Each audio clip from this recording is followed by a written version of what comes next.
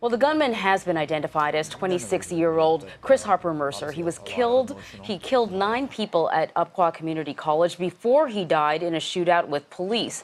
Survivors say the shooter asked victims whether they were Christian. John Blackstone is at the school in Roseburg, Oregon. Somebody is outside one of the doors, shooting through the door. We do have one female that has been shot at this time. The first sign of trouble on the Umpqua campus was around 10:40 Thursday morning. Minutes later, the scope of the shooter's rampage was clear. We have upwards of 20 victims. This student says her teacher heard loud noises in the classroom next door. She said, "Hey, is everyone okay over there?" And then as soon as she said that, multiple shots were fired. And when she turned and she looked at the classroom, the look on her face was horrifying, and that's when I knew something was wrong. There were 3 more loud bangs, 3 or 4, and we all recognized that those were gunshots. And when she looked at us, she said, "We have to get out now." Law enforcement arrived on the scene 5 minutes after the first 911 call.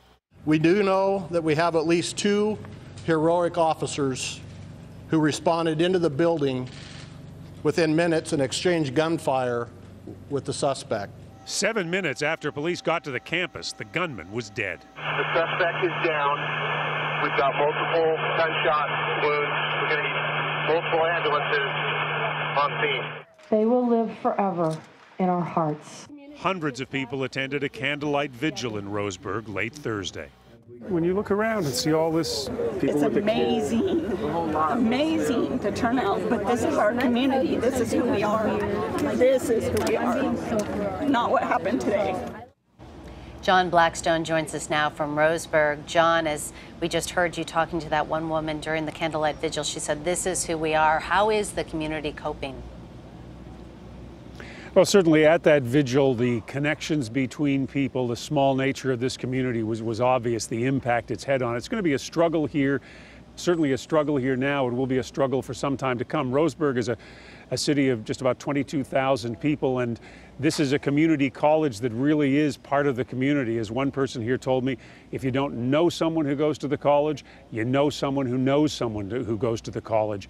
And they still don't know, we still don't know here the names of those who've been killed and injured, so there's a lot of anticipation that there'll be more heartache here today.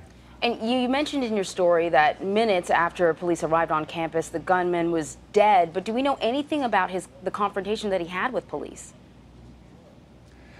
We don't know whether he shot himself or whether he was killed by police. We do know that there was a shootout with police. We do know that he exchanged gunfire with at least 2 officers. We don't know what bullet killed him. And John, what happens next in the investigation today? Certainly investigators will be looking today, trying to discover more of a motive, to see if there were hints on social media or elsewhere that this might have been coming. A suggestion that this may be investigated as a hate crime. As you've heard, witnesses say the gunman asked victims whether or not they were Christians. He didn't always wait for an answer before he pulled the trigger. And as well, there is hope. People are hoping today that we will begin to hear the names of the dead and the injured, so that at least that uncertainty will be lifted from this community. Such a tragedy. John Blackstone in Roseburg, Oregon for us. Thank you.